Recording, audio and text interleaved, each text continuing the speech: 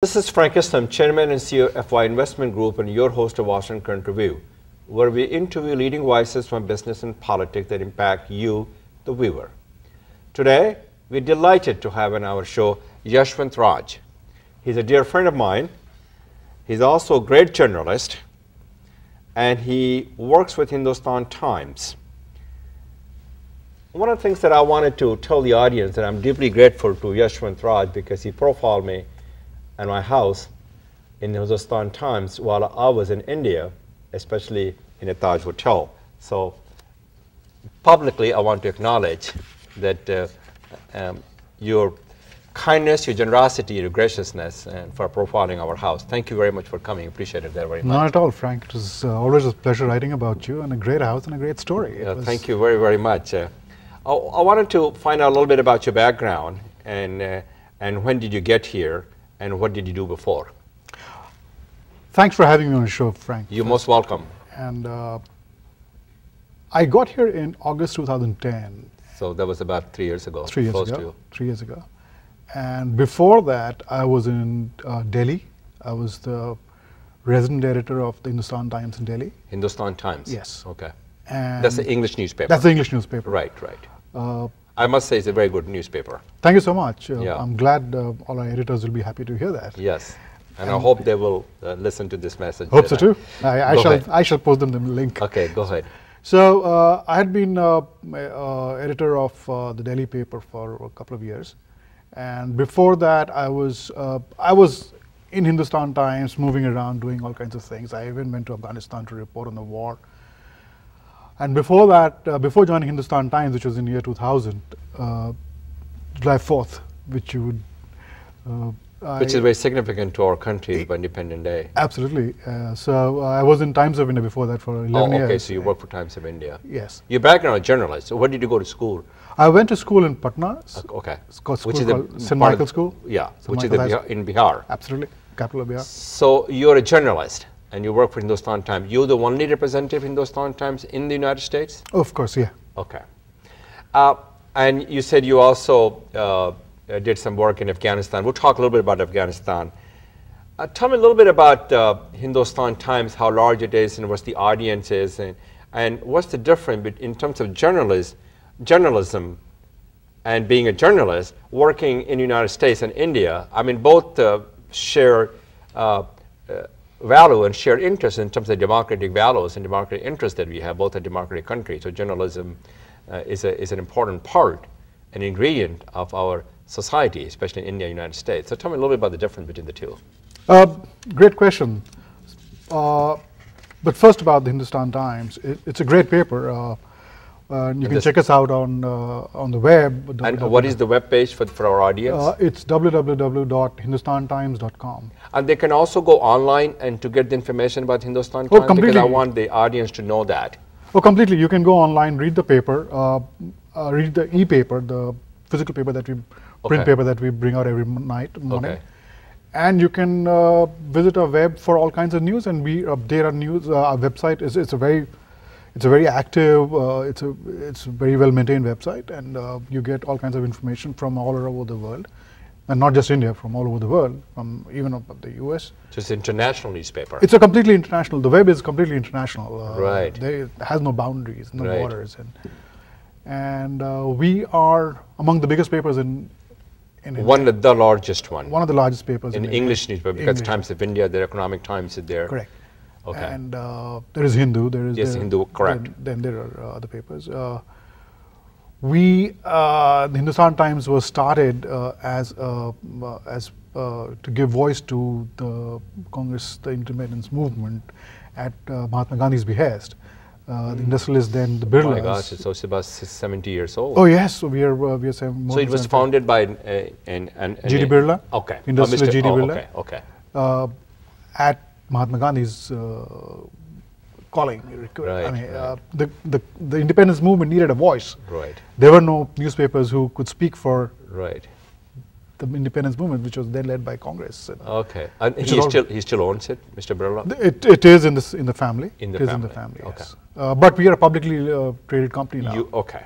We went public a couple of years ago, and so So tell me a little bit, what's the circulation is, Yashwant, for the Hindustan Times all over the world? I don't have the latest figures. Yeah, just the ballpark? But we sell close to 1 million copies every day. Sure. Which we have more than 7 editions. I think we have 7 editions. And of course, as I was saying, they're on the web for everyone to check out. Exactly. It doesn't matter where you are in the Exactly. Great. And I hope the audience would appreciate what you have told me about Hindustan Times. But I wanted to talk about the democracy that we have in our nations, and we are the oldest democracy. India is the largest democracy. We have a lot of shared interests and shared values. Our relationship is based on the mutual interest. So I wanted to know about journalism. What's the journalist definition? What is the difference in journalism in India and now that you have experience in the United States between the two countries, being a journalist? It's a great question, Frank. And there are various components to being a journalist, to journalism in both countries. One, of course, is print, television, the web, and things have the field has developed, of course, much more in the U.S. and because television news, web, etc., it all started here. India had a lot of catching up to do initially, but now, I mean, the number of channels in India, news channels in India, would be, I mean, it's sometimes difficult to keep track of the number of channels that there are, and that means choice. So an Indian reader, viewer has lots of choice in terms of television, in terms of print, in terms of web now, and what about the story and the freedom of the journalist in our country, the United States, and in India? The press in India is free completely. Okay. Completely free. Yeah. For instance, I have never been. They embody the democratic values of which is the democracy is about the religious freedom as well as the freedom for journalism. Oh, completely, completely. Yeah. I've never had, for instance, any pressure from anyone to government to not do this story or do that story. Right. So nobody has. But there are pressures. There are like in the U.S. There are pressures. There are demands on your that you have to do things. But in terms of transparency and in terms of freedom of reporting what you see, what you write, what you know, there is absolutely no difference. And to my mind, sometimes I find journalism in the U.S. a bit too ideologically. Is it guided or motivated by the idealism, you think? Tethered to ideologies. Television news, for instance, if you especially the Fox News. If you switch on Fox, if you switch on MSNBC, right. You're getting news from just one point of view. Right. And which is not the case in India. That doesn't happen in India. An individual reporter may have his or her views, but the channel may not subscribe to one particular ideology. In fact, I can't think of any paper or television news channel which is, you can say this is conservative or they're liberals. They're moderate. They're moderate. And so okay, so that's the contrast and comparison between the two. Talk to me a little bit about the. So you said there's a freedom in terms of the journalism in India, and as well as in the United States. So you can speak your voice and you can talk about the issues and so on and so forth. But I want to shift a little bit the gears and talk about that you alluded to as we sat here about your experience that you had in Afghanistan. How did you end up in Afghanistan, which is the battleground? Oh, I was very lucky. I was in the right place at the right time. And it is a battleground. It continues to be a battleground. Oh, completely. I was in Afghanistan within just. So you were in Kabul? I was in Kabul. Yeah. I was there in just 20 days of the war breaking out in 2001, September. My goodness. October, and I was there for two months. I saw President Karzai being sworn in as an interim president at that stage. Hamid Karzai. Hamid Karzai. Right. And then, of course, the elections would happen much after. But I was there at that time, and so what was the experience? What do you it was memorable and dangerous. It was very dangerous. We went to Tora Bora, which is where Osama bin Laden was last sighted in Afghanistan. Exactly. And I was there just the day before he went missing. and the special forces, it was still there in that area. And you spoke about the danger while we were driving up the mountain, Tora Bora. There was this staging area where we had to drive up to, which was okay. When coming back, we saw a rocket sitting in the middle of the road. My goodness. And where did it come from? And who was it meant for? And so much sacrifice people don't seem to understand, the audience, that the journalists do to come up with a story, to air their, to talk about those stories. Sure, I was lucky. I survived. Did you but survive? Four other journalists died in that area, Jalalabad. I mean, a couple of journalists had died. We want to thank them for their service. Oh, completely. If not for them, I don't think we would not have the unbiased opinion that you get on the journalism. Oh, absolutely. I wanted to talk about the president made a commitment to the American people and drawdown from Afghanistan. I have two questions. What do you think is working it out, and what role India is going to play as we withdraw our forces from Afghanistan? Our security things has not been signed by Hamid Karzai yet. I think we're still expecting to get the security pact signed. Right. But it has not been signed yet. Right. Shed some light on this thing. On the security pact, there are elections taking place in Afghanistan next month, 5th April. Yeah. So and there are three candidates which I believe that they are front runner. Right. So President Karzai is not going to sign the pact for sure. So he's going to be his successor. His successor. Yeah. And all presidential candidates, all the candidates in the fray have said they have no problems with signing. Yeah, I heard Ashraf Ghani made the point, and Abdullah made the same points. Right. And those are the two front candidates. Right. Right. Go ahead. So Afghanistan must sign that agreement, and it will probably sign the agreement. There is widespread agreement on that. The Loya Jirga, an assembly of tribal elders that President Karzai had called to discuss this, told him to go ahead and sign it overwhelmingly, in fact. And when he backed down, they were quite angry with him for not for doing this. Afghans realize this security, this pact is going to be as much in their interest as it is for the U.S. No in question. fact, it is in their interest. It is more in their interest. Yeah. To prevent the country from slipping back into the kind of chaos that let Al Qaeda and Taliban take over the country, right? Is dangerous for not for the U.S. only or the rest of the world, but it's the worst sufferers. The guys who suffered most, the people who suffered most were the Afghans themselves. I mean, I agree. A number of people who died, women, some kind of brutality they had to experience, and the country is in complete shambles. If you travel, it's heartbreaking to see. I mean, there are signs of war all over the place. I want to talk about shift my gears in terms of reconstruction of Afghanistan. You talked about it, but there's a great controversy when I was in India, and also when you hear about the case of the Indian diplomat, which is the Deputy Consul General in New York. What do you think is going? And our relationship with India is very, very important for us. We need to broaden and deepen our relationship and engagement with India. Tell me a little bit about what has happened, what could have done, and who is to blame. I mean, this is not the time to blame, but tell me a little bit.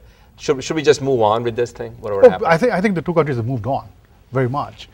Both realized for both countries, this is a very important relationship, and both countries have invested quite a bit into the relationship over the years, and they don't want to see it all go over this one incident, which is unfortunate.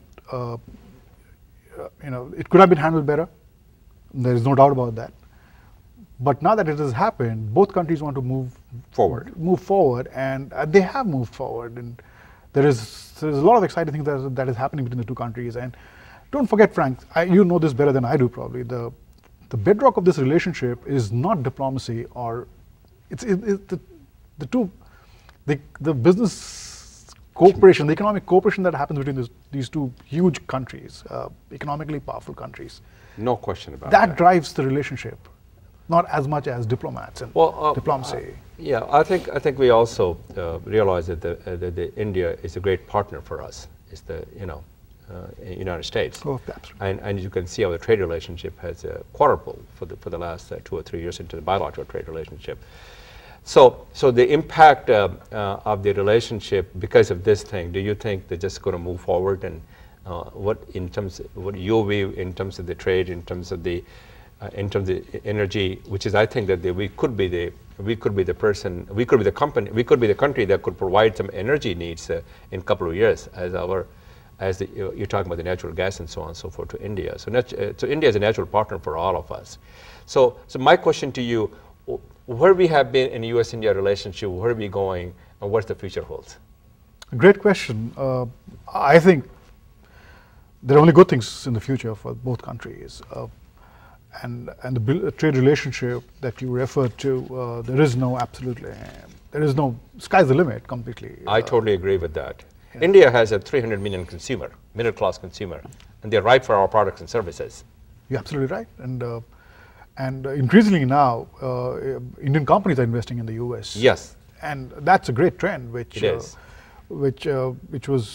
not there before, and it's very heartwarming to see Indian companies developing as so much clout as to invest in the U.S. and other countries. And you would be very happy to know if and when the Keystone pipeline comes through, the long pipeline that will bring gas and oil from Canada down to the Gulf. The pipes will be made by a company, a U.S. subsidiary of an Indian company, Welspun. I did not know that. Yes. 70%, over 70% of that pipeline is good. The pipes for over 70% of that pipeline. Will be manufactured in India? They will be manufactured here by the U.S. subsidiary of an Indian company. Wow. Welspun. What a great story. Yeah. So the relationship has been, what do you think as a journalist that we need to do to broaden and deepen our engagement with India for the future, as far as the future is concerned? It's a great question again, Frank. India, as you know, it's a democracy like the US. Yes. People get frustrated expecting India to be like China. It can be. It can't be. Decisions don't happen in India overnight, as in the US. Right. So I see in this town sometimes frustration with Indian decision-making process. Reforms, for instance. There is absolute agreement in India that the only way forward is economic reform. Economic reforms, right. Market reforms, all kinds of reforms, financial sector reforms. Right. But we have politicians, we have political parties who represent people, right, and their views. And they're elected representatives. They're elected representatives, and no matter what we think about those views, but they're representing the people. And right. If people are not ready for them, we'll just have to give them time. It will. For a great point would be the multi-brand retail. That's exactly right. You talk about the Walmart things. Exactly. Yeah, that kind of things. So you see a brighter horizon for our relationship between the two countries. We value India's democratic values as well as the secularism, as well as the diversity, and we have a lot of shared interest to move forward. I think we got to set aside the differences and whatever happened to this Indian diplomat and move forward. And the Indian ambassador said many times, Secretary Kerry has said many times, that person wants to do that. I hope it does happen. And thank you very much for coming to our show. We appreciated that very much, and continue to do your excellent journalism work. And I think it's great to see the people like yourself who are contributing not only to India but America, and for that matter to the world. Not at all. Thanks, Frank. Thanks for having me on your show. And I look forward to our friendship. And okay. Thank you very much. We'll continue our friendship. Thank you for watching. This is Frank Islam, wishing you a great week.